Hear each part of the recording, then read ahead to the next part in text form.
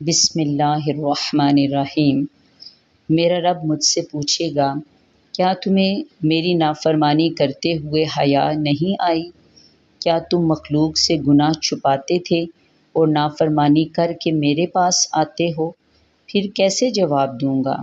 ہائے افسوس مجھ پر، اور کون مجھے بچائے گا؟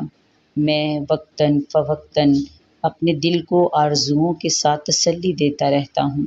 میں بھول جاتا ہوں کہ میرے مرنے کے بعد کیا ہونے والا ہے اور میرے دفنانے کے بعد کیا ہونے والا ہے۔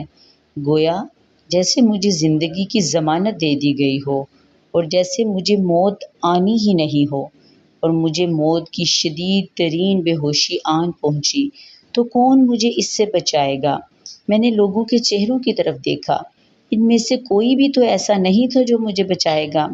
عنقریب مجھ سے سوال کیا جائے گا، میں نے دنیا سے آگے کیا بھیجا کہ مجھے نجات مل جاتی؟ میں اس سوال کا کیسے جواب دوں گا؟ میں نے تو اپنے دین کے معاملے میں کوتاہی کی، اور افسوس مجھ پر، میں نے دنیا میں اللہ کا کلام نہیں سنا۔